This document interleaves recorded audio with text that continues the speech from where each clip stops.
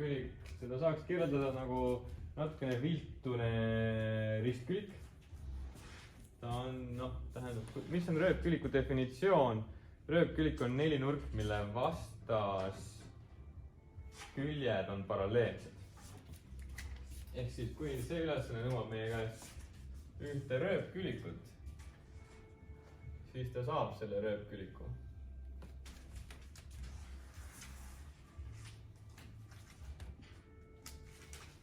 Midagi sellist. 8, 7. No nii, need on need küljed siis, rööpküliku küljed. Ja rööpküliku küljed on võrdsed seega. 8 ja 7. Meil on antud üks asi. Meil on öeldud, et selle rööpküliku pinda on võrdne 28-ga. Ruutsentimeetrit. Ja mida meie käest tahetakse, anna veel. Mis asi see on?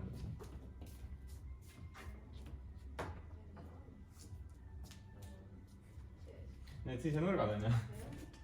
Jah, täpselt nii, et me otsime siin lihtsalt siis neid rööpküliku nurki, justkui neid sisenurki. Ja see võib esmapilgul tunduda hästi segadust tekitavast, et justkui nagu mitte midagi ei ole antud.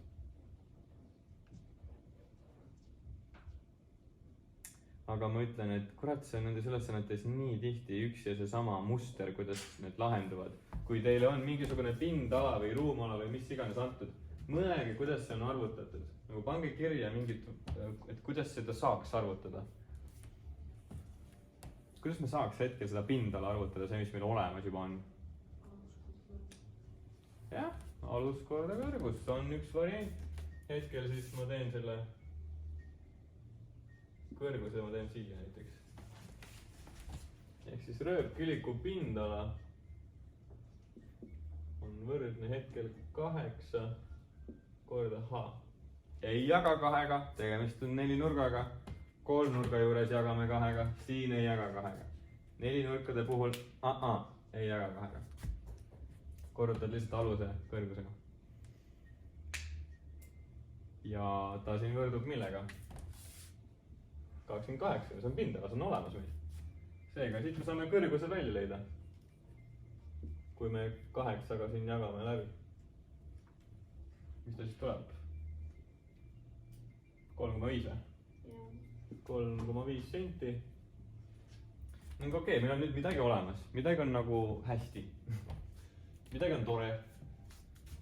See siin on 3,5. Aga küsitakse sisenurki. Kuidas me nüüd jõuame sisenurkade? See on probleem. See on suur probleem meie ühiskonnas, et me ei tea, mis on sisenurgad. Mis sa arvad, mis need sisenurgad on? Missugused nad tunduvad sulle? Kas sa tunned sellist emotsionaalset sidet nendega? Ei tunne.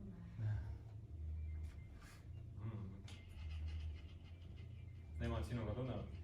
Tõesti?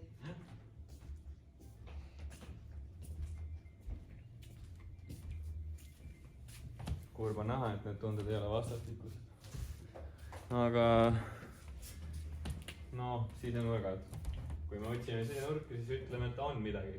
Ütleme, et ta on alfa näiteks. Otsime kõigepealt seda sisenurka seal. Ma tegin meelega just sinna, sest et seal on ta kõige paremini nagu näha. Et miks just. Me saame kätte ta, me saame kätte.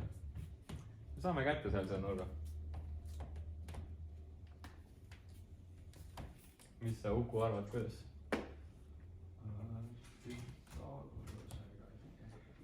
Midagi? Pythagorasega 7 ja 3,5. Selle Pythagorasega me saaksime kätte selle lühikese kaateti siin. Selle me saaks Pythagorasega kätte, aga mitte seda nurka. Pythagoras nurkadega seotud ei ole. Jah, me saaksime Pythagorasega midagi veel leida, aga vist... No see oleks võimalik, jah. See oleks nagu üks asi, mis meil on uuesti juures, aga otseselt vist seda vaja ei ole. Ma üritan mõelda, et kas seda saaks kasutada kuskil. Vist mitte. vist ei tule pähe. aga kuidas sul hingel on, sul on veel mingeid mõtteid midagi, kas mis selle nurgaga rohkem seotud olla? kas me saalisime nagu seda siinus alfa võrgu see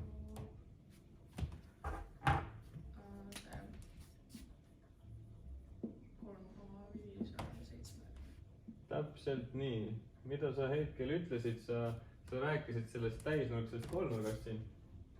sa nägid, et siin on see väike täisnurkne kolmnurk ning sul on meeles, et siinus mingisugusest nurgast on vastaskaatet jagatud hüpotenuusiga, kui on tegemist täisnurkse kolmnurgaga. Terviseks sulle. ja hetkel siis hüpotenuus on 7. seega noh, mis ta siin on siis, 1/2 või? seega alfa tuleb siin mingisugune ilus nurk vist. 30 tuleb täpselt. milline rõõm. Taimel on üks sisenurk olemas, mitu veel? miks üks on?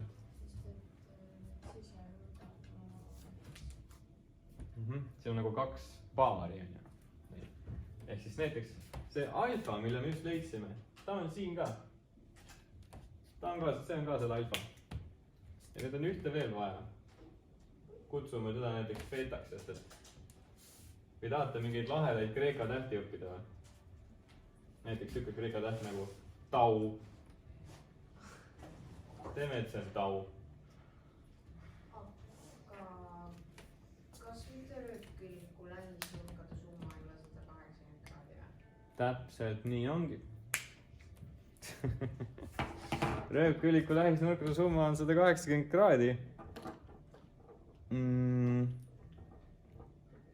ning rööpkülliku lähisnurgad, noh, need on need nurgad, mis on teineteisele lähedal, on ju, ehk siis näiteks see alfa ja see tau on siin lähisnurgad. ja see alfa ja see tau siin on ka lähisnurgad. ma ei tea, miks me tau'd nii vähe kasutame, miks on ainult beetad ja alfad. võtame tau ja ütleme, et see on siis 180 kraadi miinus alfa ehk siis 30 kraadi. ja me saame, et tau on võrdne 150 kraadiga. või siis beeta. kindlasti olete rohkem harjunud beetaga, aga tau on ka. Kreeka tähti tahtsite, et ongi nagu täiega palju veel. igasuguseid on. Sigmad, mingisugused skibitid asjad, kõik on olemas. aga ei, kasutatakse ainult alfa, beeta, gamma. et noh, et elu oleks võimalikult lihtne. et oleks hästi igav. ja vastus on olemas. ongi nii. ehk siis rööpküllik nagu ei olegi nii keeruline, jah. tegelikult ei ole, jah. aga see natukene kiiremini oleks saanud vastuseni tegelikult. jah, selle kõrguse saamine oli hea asi. aga üks viis, kuidas veel rööpkülliku kõrgust arvutada, ongi täpselt seesama valem, mis on ka kolmnurgas. see külg korda siinus, see nurk, mis nende vahel on. ehk siis rööpkülliku pindala on samamoodi hetkel 7 korda 8 korda siinus alfa. ehk siis see asi on samuti võrdne pindalaga ehk siis 28-ga. ja nüüd siis, mis ta siin on, 7 korda 8 on 56 ja 56 siinus alfa on võrdne 28-ga. jagada 56-ga läbi, et saada siinus alfat ja me jõuame samasse kohta välja, et alfa on 30. et noh, erinevaid viise saab teha. kui teate ühte pindala valemit, siis saate kõrguse kätte, saate täisnurkse kolmnurga kaudu minna. Teate teistsugust pindala valemit, saate natukene otsemat teed pidi selle nurga kätte. ei pea nagu 2 erinevat mõtet kasutama, saab ühe mõttega sirgjoonelisemalt selle asja kätte. vot, aga neid jah, kahjuks neid tasandilisi kujundeid on veel päris palju, on meil ringid, on meil kuusnurgad, on ju, mida tuleb ette, siis on trapetsid, siis on rombid. et kuidas siis need kõik selgeks saate?